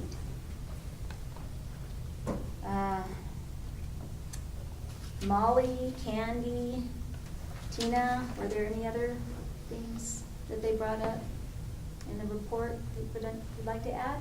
Tom? Well, nobody got hurt, that's the main thing. We couldn't get the train back up the hill the last night, we talked about Haywoods, and we couldn't make it, so we just backed up. One thing that we have to do, just kind of a little tidbit, is, we get so much retired engineers, but they're not used to running in the snow or the mountains to keep track, and we can't stop if we don't do a certain thing. We have to, before we leave, we have to have the brakes applied, and we have to run with a small brake application to heat up the wheels. Otherwise, a lot of people just take off, and then they put the brakes on, but then you get the ice and snow in between the wheels, and it doesn't melt, and you don't stop. Remember, just little things like that. But nobody got hurt. Pretty. Carla did a great job. Carla did an amazing job. The entertainment staff was great. Those kids did a great job. Great. Any other questions from the board? Comments? No. Thank you. Okay, thanks, Elaine. Thank you. Moved on to agenda number 11 for discussion only, marketing report from our partners, Argento.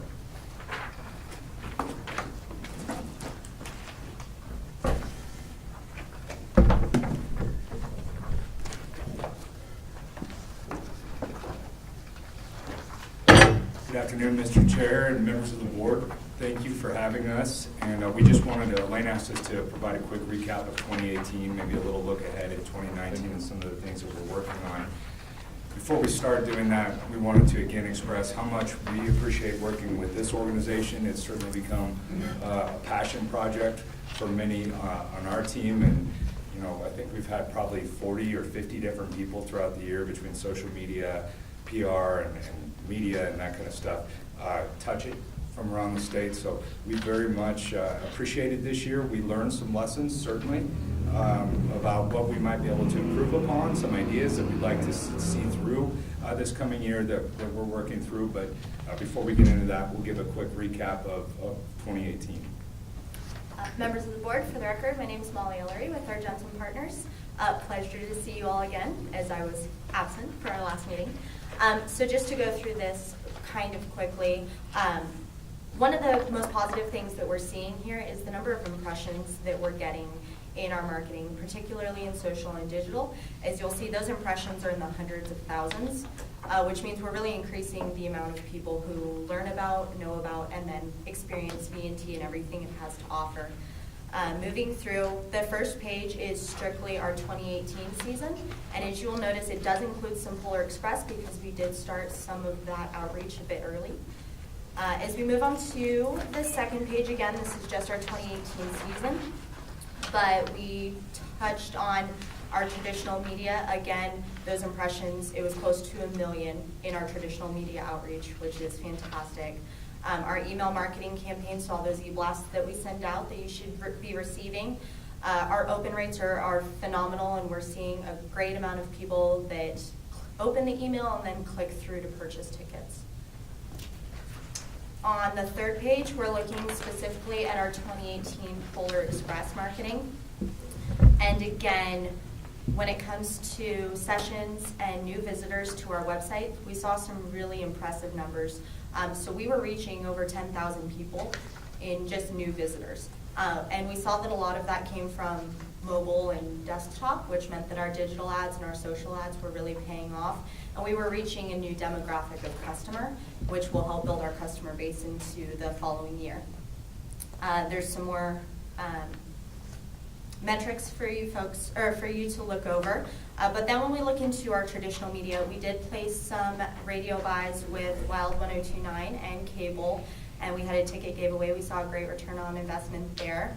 as well as we ran some articles or some ads with the Nevada Appeal Record Courier and Tahoe Daily Tribune. And these were just the media that we used money to obtain. This is not our earned media, which, as you'll see at the end of the report, is quite impressive. So then, lastly, when we look at our public relations, Polar Express in and of itself received over 15 earned media mentions just in articles and TV spots. That's not things that we bought. That's not some of the other outreach. We did invite media to join us for Polar Express, and we were joined by the Reno Gazette-Journal, Biggest Little Radio, Channel 2, Channel 8, and Channel 4. All had people writing and brought their families with them and really loved it. We did have some morning live shots to kick off the 2018 Polar season with Channel 2 and Channel 8. Those, our morning shows are some of the highest rated in the region, so it was great to have that exposure as well. And then we also worked with Travel Nevada to cross-promote on their social and on their website as well, which is something we'll be continuing into our 2019 season. And then the last section is our 2018 earned media. We pretty much touched all outlets across northern Nevada. We saw a really great amount when we had our big events. So our opening day, our Mother's Day events, obviously Polar Express was fantastic. So I'll let you guys comb through that. The last thing that we wanted to bring in it was a great achievement for our team and something we were really excited to have for V&T. The reporter from RGJ who joined us for Polar Express put us on the cover of the Reno Gazette-Journal, so we did have the cover article, which this is great. We were super excited to have it, and it did highlight not only our season, the improvements that we made to our sound system, the changes that we made to the show, and just overall how fantastic the Polar experience is. So we had a really great season. We're excited to jump into the next season with a lot of new ideas and continue to work with you. And like I said, we learned some lessons. We had some issues with our email program early on in the season that Elaine and the chairman helped fix quickly, but those are things that going into the season we built on that email database, and now that's working much more efficiently and effectively. And as you saw, the engagement's pretty good with an email program. We'll have that going much sooner this year. And much more consistently than it was at the start of the season last year. As far as measurements, one of the things for marketing, we always say marketing, like any relationship, or communications like any relationship, is a two-way street.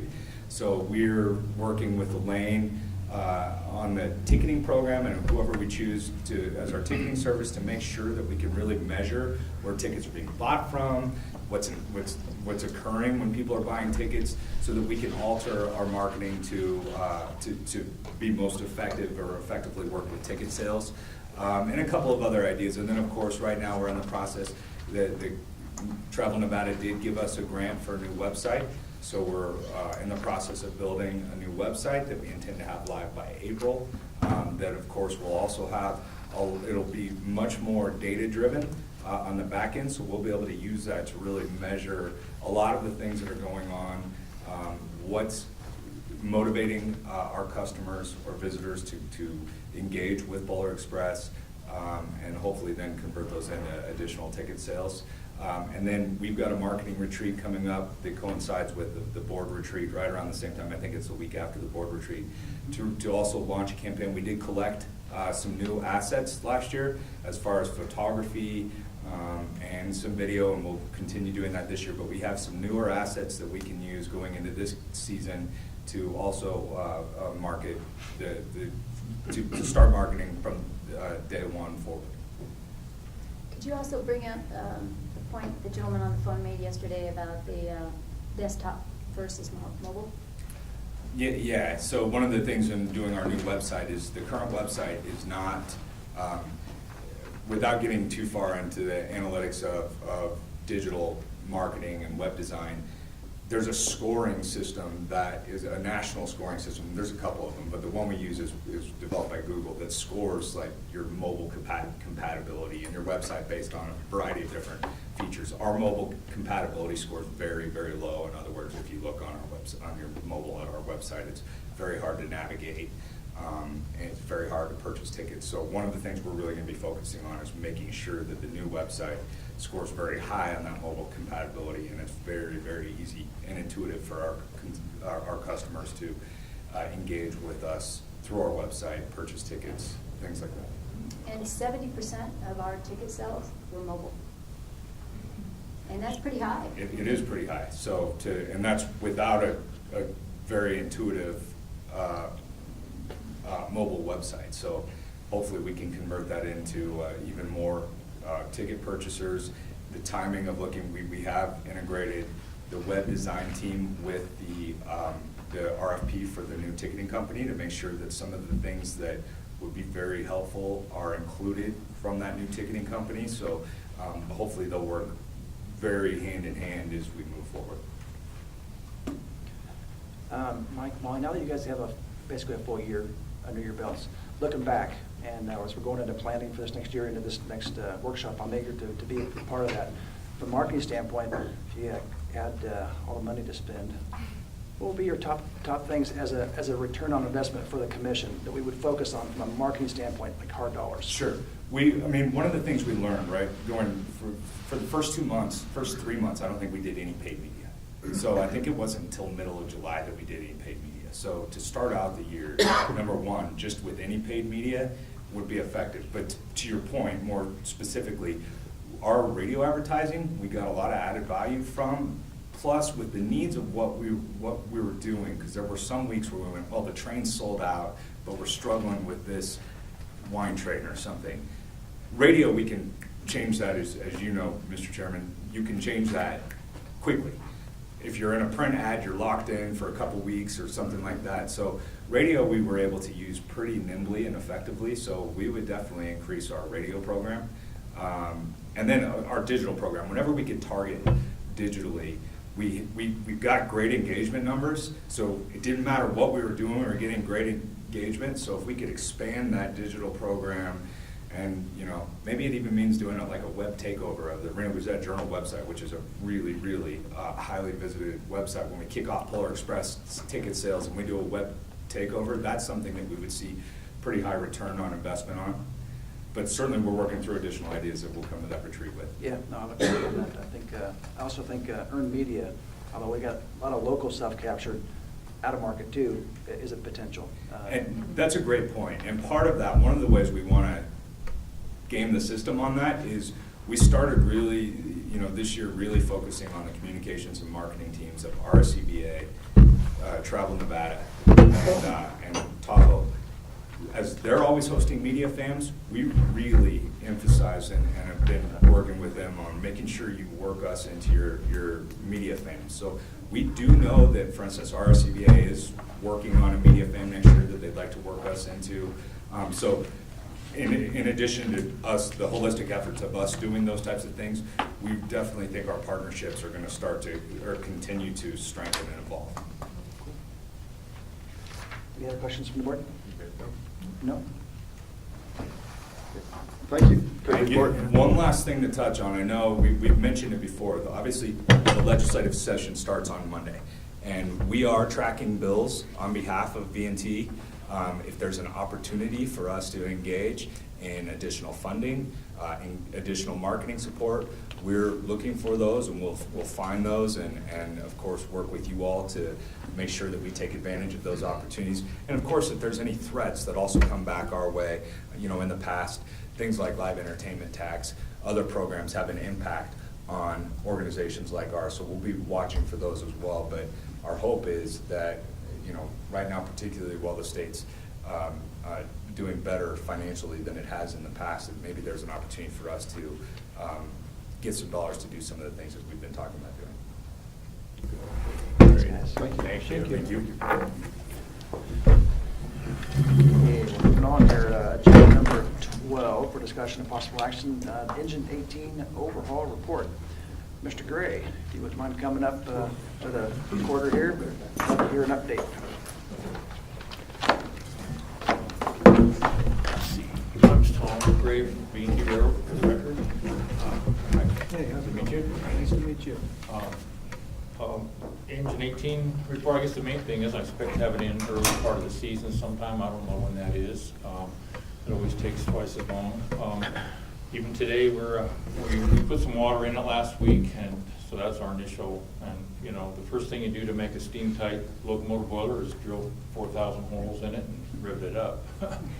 So we've done the riveting, so we're caulking the rivets. I actually we have a big boiler supplier here in Mound House, and they don't have the tools I need to do the next phase, so that's where I'm stuck at right now. But basically, you know, once the boiler's ready to go, we'll put in the superheater units, and then we can start putting the engine back together and then do some trials on it. The big test would be a hydrostatic inspection of the boiler. You know, we'll fill the boiler up with water, and then we'll squeeze the boiler at 1.25 pounds times operating pressure. We'll go from there. So I don't know. Questions from the board? No? I have a question. So after the engine is to the point where it's ready for inspection, how long does it take for the inspectors to come out and Well, we do It's- mostly inspection on it. We've already had the internal inspection by the FRA.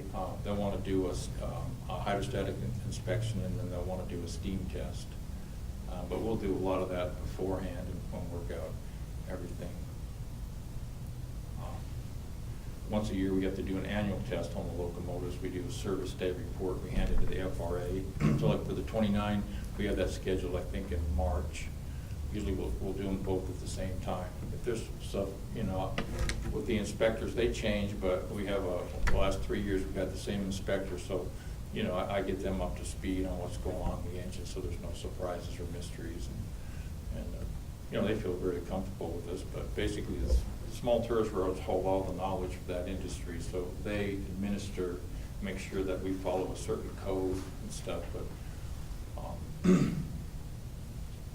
so they do, you can schedule them and it takes a couple weeks, or are they located here? The division's in Sacramento, but usually I just kind of accommodate their schedule, say, they like a month notice, that's the requirement, one of the requirements. But if they're in the area, they'll come by, and they do a lot of surprise visits. They have a level of comfort with us, you know. I don't know, I answered your question? Yes, you did. Okay. Anything else? No? Thank you. Great, thank you, Tom. Thanks, Tom. Appreciate you coming. Okay, we'll move on to agenda number 13. There'll be discussion only, our engineering report. Mr. Dorr. There's a little handout, you guys can pass those down. This guy in the back.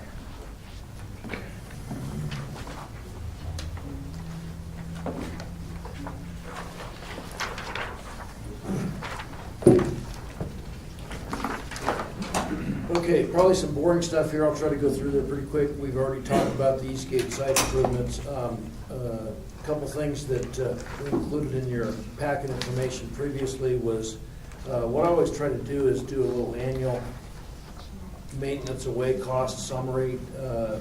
Basically includes gauge time and equipment rentals and train rentals and material fuel, and that's pretty much what that little spreadsheet is. And basically, if you look at the bottom line on that spreadsheet, it's about normal for what we did this year, in spite of the fact that we did quite a bit more ditch cleaning. Set pretty much right at $109,000, and that's about where it's been running for the last 10 years, plus or minus probably 10 to 20%. Coming up next year, probably not going to be doing as much ditch cleaning work, but I noticed that we're probably actually about 2 years overdue for what we've been trying to do is run an internal rail detection car every 4 years, and it's been 6 years now. So that's something we probably want to do. Tom usually runs it there too. We split the cost on looking for internal rail defects. So we'll be looking at that, and I'll bring that up in March again. That's probably something we want to take a look at doing this year. Anyway, so that's just a rough track of what our quote-unquote maintenance away costs were. That includes inspections for both track and signal. I think it's got one item I didn't get in there, which was Carson City Public Works did some work for us on the bridge, changed some lights out, and there's couple $100. I don't think I got that one in there, but other than that, that's a summary of what's going on with that. One of the other things I asked Gabe to start doing this year was to prepare just a rough list of the dates he'd worked and where he'd done. It's pretty generic. It doesn't include light day-to-day maintenance, but if they had to dump ballast or raise track or work on a bridge, if you will, stuff that's not normal day-to-day work type work, we actually put this list together to sort of keep track of where he was working, what he was doing, and I asked him also, please tie it into your invoicing so we can track a little bit of those costs. So you should have a list of that in there also. Cover letter for the Highway 50 bridge inspection is included in your packet, and that's just a letter to you guys telling you the bridge is in pretty good shape. We did do some work on it this year. We were actually able to get in with pipelines construction, and Gabe was able to rent a lift truck, so we didn't have to hire $1,000 worth of traffic control to get that lift truck in there and do a little work on the substructure of the bridge. There's some more work that has to be done, but basically it's in good shape. We're required by the FRA to inspect that bridge yearly. NDOT inspects it every other year because it's a structure that goes over one of their highways. So there's some duplication in effort. I think in that bound up document, there's a copy of NDOT's, or there should be, I'm hoping that's in there, of NDOT's inspection there too. And of course you read their letter and you can't figure out what their codes are. It's very, they speak in tongues. But the bottom line is everything's in pretty good shape. There's a little bit of rust and a few other items we need to clean up, but the bridge is not going to go anyplace. This binder, basically what it does, it includes the inspections that are mandated by the FRA, which is the report of the annual bridge inspection. It also includes copies of the operational or ongoing inspections for both track inspections and signal inspections. So we have to have those documented. Currently, those are all right, residing, as you know, laying over at Manhart's office. And I told Linda that we'll probably be moving all that stuff and let you worry about that. She says, I have 2 file cabinets I can give you.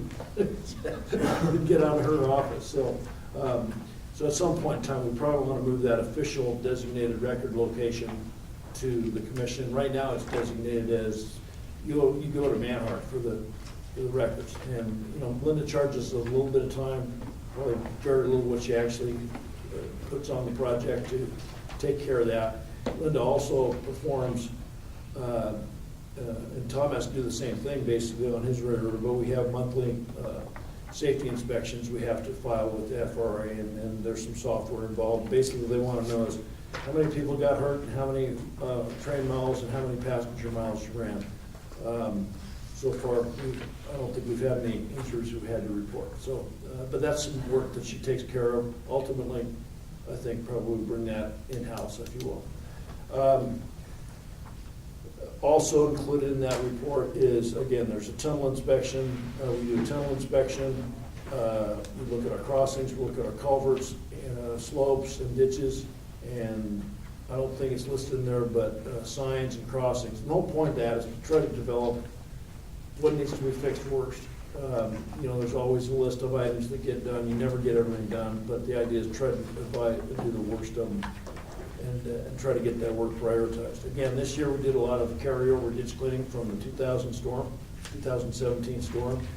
So I don't think we're going to have that much of an expense on that, but that's an ongoing process, and thank God that Tom's got some equipment now that we've got a on-off track excavator, if you will, that can get up and help clean some of those ditches. So having that equipment, which we rent from him, of course, but it's having it available has just been wonderful. And really appreciate the fact that Tom actually went out of his way to buy that because we definitely needed it, particularly after last year. Annual inspections. Spent a little time. It's nothing that was submitted, but Resource Concepts, Gary Lou spent a little time closing out the NDEP permit for the holding tank. We had to go get a permit from NDEP, and I think we're all taken care of there now. I think Elaine's filed the as-bills and pictures that we actually put it in. And so that Gary took care of that.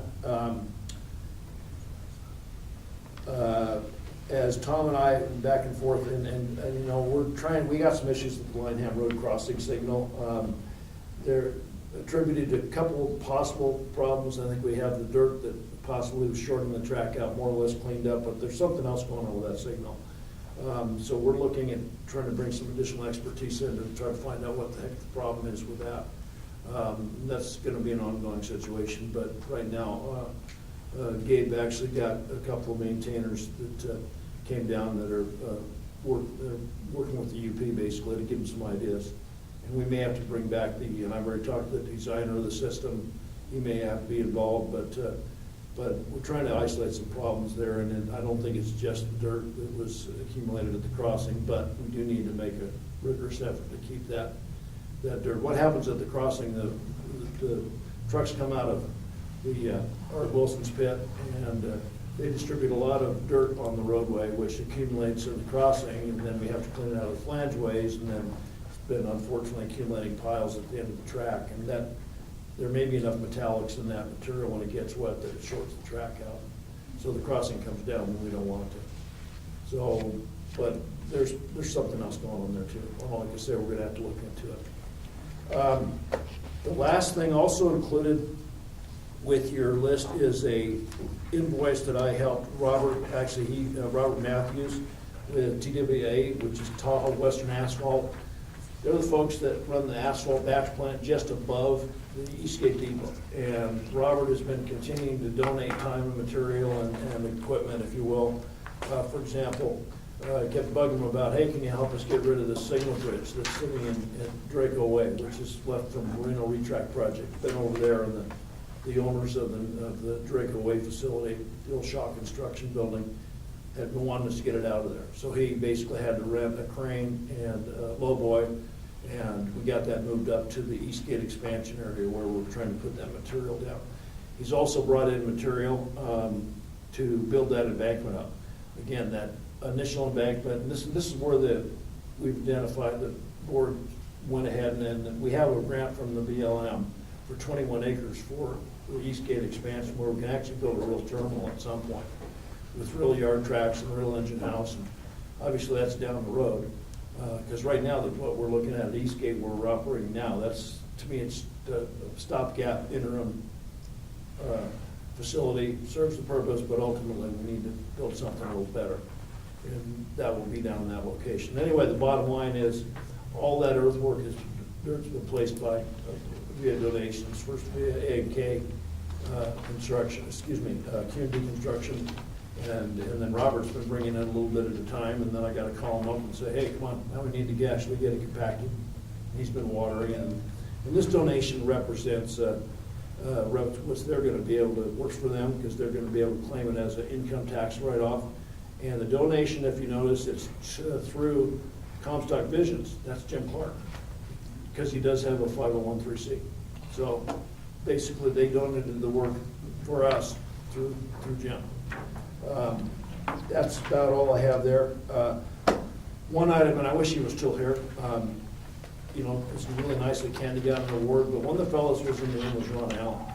And Ron has never accepted dime one on this project. He was on the commission for years and years. But he was also one of the folks that was instrumental in coming up with the concept of trying to rebuild this track through the V&T Historic Society. And it would be just wonderful, I think, if the board would recognize his effort because he's 30 years worth of playing away. We'll come up with a orders and stuff. And that's about all I've got. So, Any questions from the board? No? Okay, thank you. Okay, appreciate you. All right, moving on to agenda number 14, only attorney's report. Mr. Brown. It's pretty quiet, which is a compliment, I think, to Elaine and everybody that's working on this when I don't have a lot to do for the railroad project. It wasn't always that way. But in terms of the interim, I'm primarily working with Elaine on most of these agenda items, going over the agreements and making suggestions and whatnot, proofreading the minutes and the agenda. But really, it's been quiet. Very good. And then I did include in Correspondence. correspondence the report on our incidents for Pullback and Havner. basically. basically. Oh, Yeah. you know, did we get that on the agenda? No. No, I just have it in correspondence. Yeah, I think we'll have to have that on the next meeting agenda. We did that last year. It's like a 2.5-second item. Okay. I did do that, thanks for the reminder, I've forgotten all about that. Every year, council for a local government entity must, by February 1st, report to the public entity any portious claims that have been made in the preceding calendar year against the agency. It's real easy to do that with the members of the pool pack because they print out a report that lists the different kinds of possible torts, and as we have in the past, we came up with all zeros, which is perfect. Okay, great, thank you. We'll go on to number 15 then, for discussion only, our next meeting dates and agenda items. Elaine, you want to walk through those, or? do you want me to? Sure, yeah, we have more than just a commission meeting next month. We have a beginning year.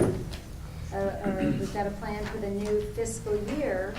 So we have the dates set and the locations, or the cities, but not exactly the locations. We'll get those all ironed out. So as I indicated, on February 11th, Stan Jones and Argentum will be going to the CCCVA for the request of funds. Story County Commission, I'll be attending that on February 19th for a request for funds. Track maintenance planning session, and that includes Tom and Ken, Gabe, one of our board members, and myself. So any of you that would like to dip your toes in track maintenance, just let me know, because we're going to need a commission member on that. So just send me an email. V&T Railway Commission Planning Session, that's on March 8th. And that is from 12 noon to 4 p.m. We're going to secure the conference, Virginia City Conference Center. And we'll provide lunch, and we'll just work through planning session. Definitely want to hear from the board what you would like to see in next year, and then maybe in a 5-year plan. So we have some goals to put into place. And also I'll be presenting policies and procedures draft for the commission. We've not had those. And so we're going to develop policies and procedures for commission meetings, and then also for operations. Marketing planning session, Argentum, Matt, here in the room, March 15th, and they will put together some creative ideas and options, and that will be in Carson City. We can either do something like that here, or is your place big enough? We're pushing it. Yeah, Okay. This room is probably. This room would be good? Yeah, Okay, well, so we'll try to secure this. CTA has that meeting room That's true. too. That's true. CTA has the meeting room. That's true. Yeah. I like this one only because of the Right. chalkboard and a few other things, and we can throw presentations up on the wall. So we'll try to get the Bonanza room. And who do you have coming to that? We have our marketing committee, so there can only be 2 of you from the board. So being Mike, Mike is on, represents the CVA, and you're the VCTC, if we could have you 2. Definitely. Yeah. Okay, and then, of course, I'll bring a team of people, and Argentum has a big team of people. And then lastly, Chairman, we have our February 28th commission meeting. Right. And that will be here and back. We'll be back in the Sierra room. Okay, great. Any questions, comments? No? Okay, we'll move on to 16, commissioner comments. We'll start first here with Mr. Stanley. Anything? Well, we've got a lot going on. I really appreciate the work Ken's doing on our parking and et cetera. And I really appreciate Hugh. I wish you had left, but we've had a couple of meetings just keep telling him, don't let us spend the money if we don't have it. And he's been very good about that, so that's all Mike? Elaine, I want to thank you for all your hard work and your passion and your dedication, and to your staff, to Ken and Tom. Thank you for providing our trains, and I hope to get to know you a little better. Sorry we haven't formally met yet. I'm looking forward to the upcoming year, and I hope that, and I know that we will, improve and develop relationships so that we can enhance the B&T, and I think that's what we're striving for, so I really look forward to doing that. So, thank you. So, Tom, just want to thank you for all the work on Engine 18. I know it's been an uphill push, a lot of challenges, but thanks for all the work, and we're really looking forward to having it on board, or having it online this year. So that's all I have, Mr. Chairman. Great.